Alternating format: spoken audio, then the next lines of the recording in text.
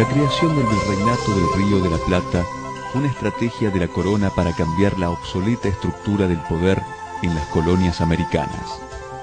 Varias ciudades reunían atributos para ser su capital. Córdoba, que era la sede de una prestigiosa universidad. Potosí, que alimentó las arcas españolas durante más de un siglo. Y Asunción, la primera fundación en la región. Pero la corte se decidió por Buenos Aires, porque estaba bien ubicada para resistir un eventual ataque portugués, y además, porque tenía fácil acceso a través de la navegación atlántica. Hasta ese momento, Buenos Aires, igual que Tucumán, era una gobernación perteneciente al Virreinato de Lima. A partir de 1776, ambas formarán parte del Virreinato del Río de la Plata, junto con el Paraguay, Cuyo y el Alto Perú.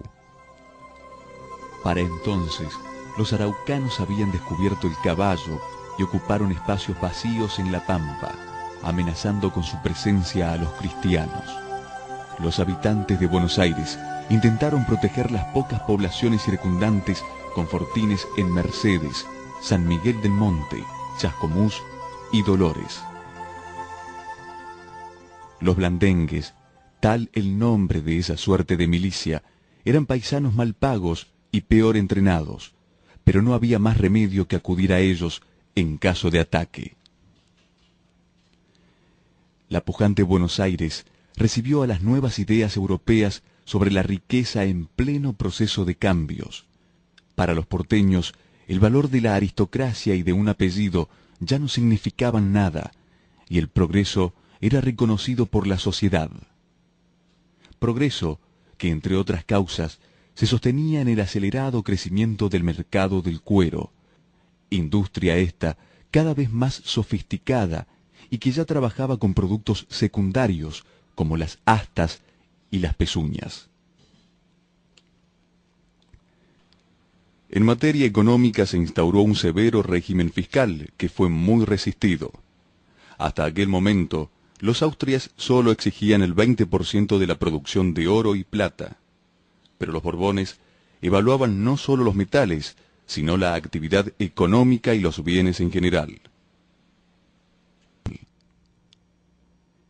En el interior del virreinato sobresalía la obra social, económica y cultural de la Compañía de Jesús. Los religiosos tenían una fuerte presencia en el territorio de Paraguay, Misiones, Corrientes y los litorales brasileño y uruguayo. Trabajaban con 70 pueblos guaraníes, a quienes rescataron de la trashumancia, le enseñaron oficios, unificaron su lengua y llegaron a convertirlos en autores de expresiones culturales de importancia. Era como si a mediados del siglo XVIII los jesuitas se hubieran dicho: en Europa ya no tenemos nada que hacer. Busquemos un lugar donde ensayar una civilización sin espíritu de lucro, donde se viva como hermanos. La penetración y adhesión lograda por los religiosos resultó amenazante para la corona.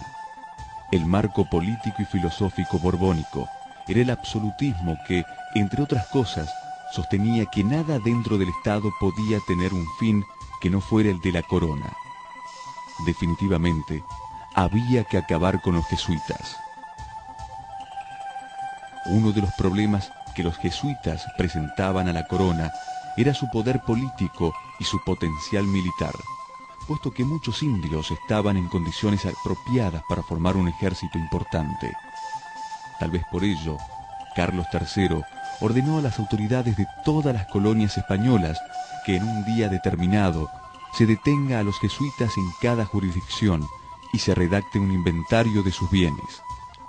La orden se cumplió a mediados de 1767 y a partir de allí, y por casi un siglo, los jesuitas desaparecieron del actual territorio argentino. El Virreinato del Río de la Plata había surgido como un territorio comparable al de los Estados Unidos, con salida al Atlántico y al Pacífico. Pero los elementos que lo formaban eran tan heterogéneos que cuando Argentina se independizó surgieron en un irreprimible estallido de naciones, Bolivia, el Paraguay y el Uruguay. Socialmente, cada región tenía su estilo. Mientras en Buenos Aires las personas eran reconocidas por el éxito en sus emprendimientos, en el interior se mantenían los prejuicios de la aristocracia. El advenimiento del criollo como una clase social nueva fue un valor de presión importante en el virreinato.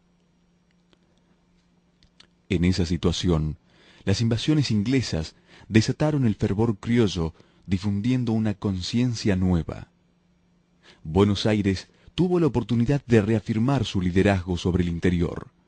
Hasta ese momento, la corona mantenía un ejército con soldados gallegos que se degradaba por la falta de operaciones y por la deserción de los oficiales que se casaban o se dedicaban al comercio. Además, el virrey Sobremonte intentó salvar el tesoro real y quedó como un cobarde ante los porteños. La ciudad, que cayó en poder de los ingleses, consiguió organizar la resistencia y finalmente echar a los invasores. El pueblo organizó la resistencia por sus propios medios y enfrentó a los soldados que habían peleado contra Napoleón. Fue una hazaña que trajo prestigio a los porteños en toda América. Ese era el panorama en vísperas de la Revolución de Mayo.